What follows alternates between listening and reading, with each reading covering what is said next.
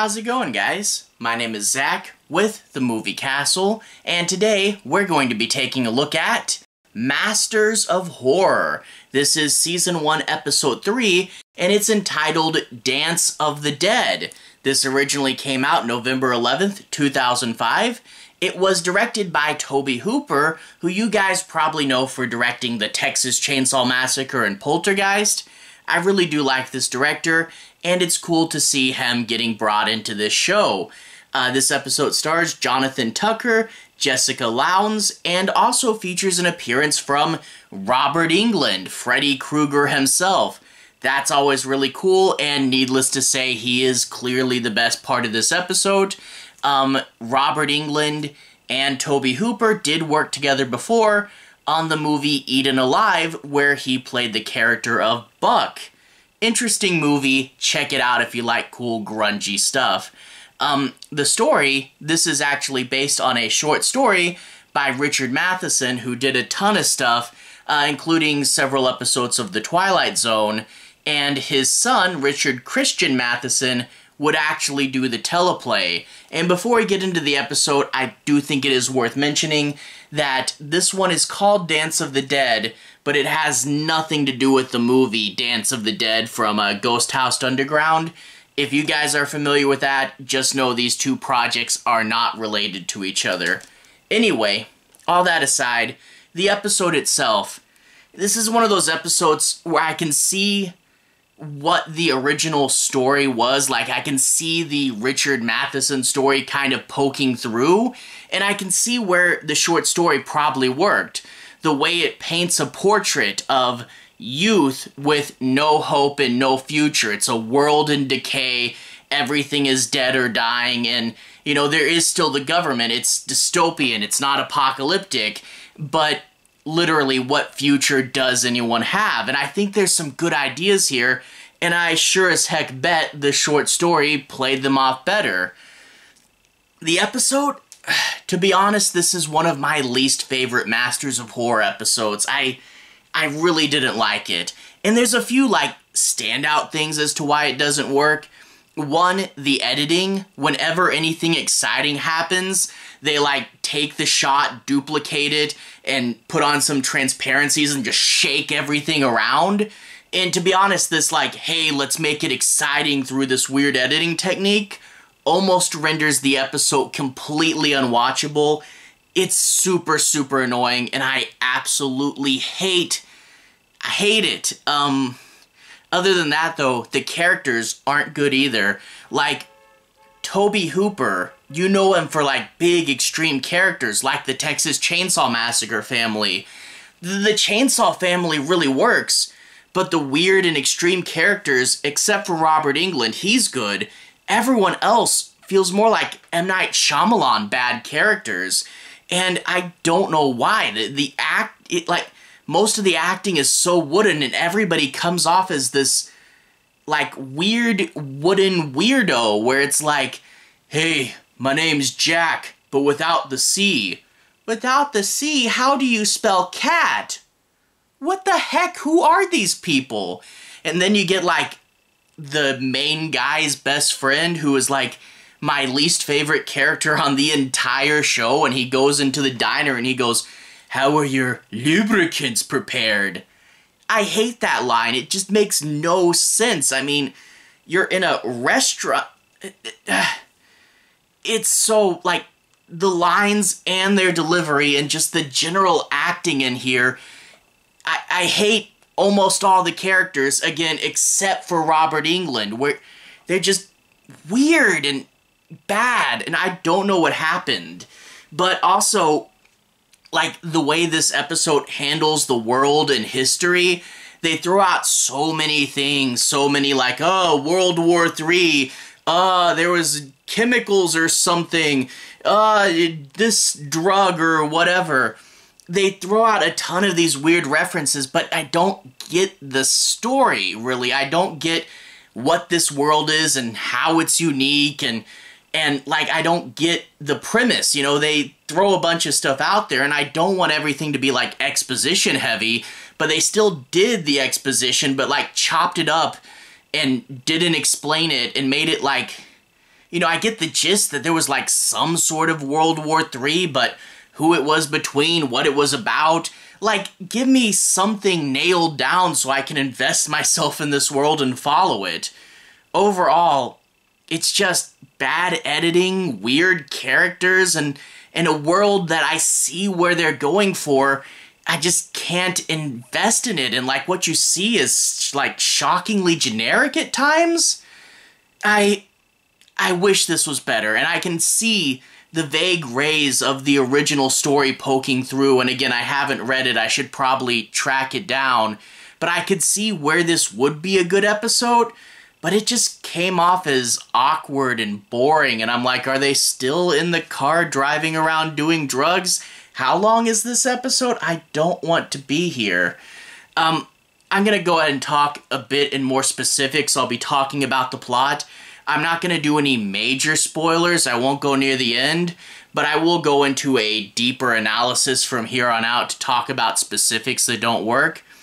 We open up with a little kid's birthday party when the kids point up in the sky and say, "Ah, what's that?" And it's a really bad CGI cloud thing, and little particles rain on them, and some of them melt, and whatever. It's the origin story of the kids, I guess.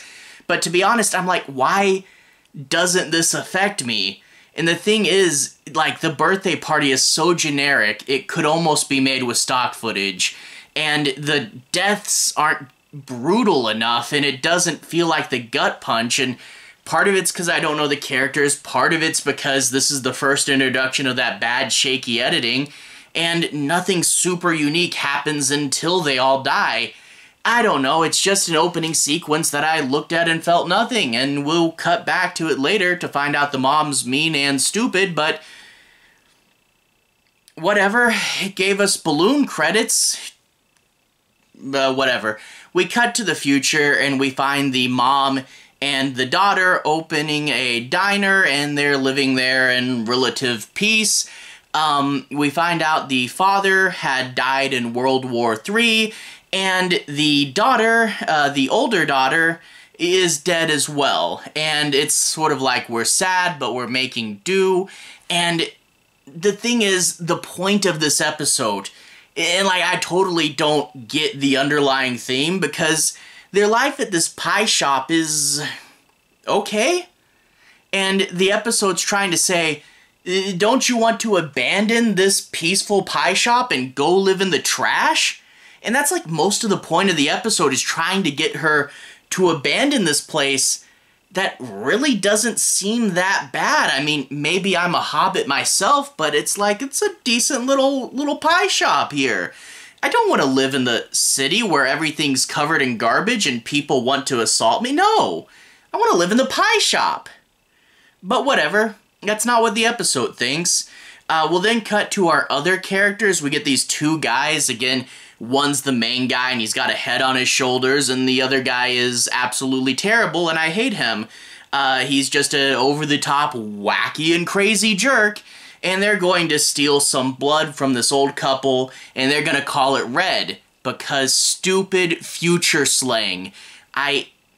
When future slang works and it sounds natural, I'm like, okay, that's a cool word, right? But whenever it just doesn't click, boy, does future slang not click. And I would say just don't bother including it if you don't think it's gonna work, because I can't buy that in just a decade or so that people are gonna start saying red instead of blood. That is stupid, but whatever. They're gonna come to the diner, meet the other characters, and they're going to be so rude they get kicked out almost immediately, because of course they would. But before they get kicked out, the main guy starts to talk to the main girl, and she instantly falls in love with him for no flippin' reason. I guess there are literally no other boys in town, I don't know, but he's going to say, "Sneak out with us tonight," and no, don't do that. But they're gonna get in the car, they're gonna drive around and do drugs for way too long until they get to Robert Englund. Robert Englund, he runs a club, the Doom Room, and the thing is, in the club, you have like topless dancers and bad editing, like that shaky, stupid editing gets way worse in the club to the point where I hate being in it just because of the editing. But other than that though, it's just shockingly like generic dystopian pub with nothing going on. And I'm like, gee, do we need Bill Hader to spice things up? It's just a club. But anyway, turns out they want the blood because in this universe there's been so many chemicals that the dead don't die, and they kind of just stand there and twitch around a little bit, and they're not dangerous. You know, they're zombies, but they don't kill people, and if you give them some fresh blood, they'll dance, and it doesn't really matter because they're gonna freaking shock the heck out of them and make them twitch, so what does it matter if you give them fresh blood or not? But honestly, this is the title of the whole episode. I don't get why it's entertaining. I mean, like, the dead dancing, okay, it's a phenomenon, and I could see wanting to go see it once just to say you did, but people in this world go nuts for just a dead person shaking. And I'm like, that's not interesting. It's the whole point of the episode, and it's not interesting. And I could see how maybe in the story, the pros could have emphasized the metaphor, because there is a metaphor for the youth who have no future literally watching the dead dance on stage. I can see that they would be going for something, but it just does not come across here, and it seems like a stupid and boring form of entertainment.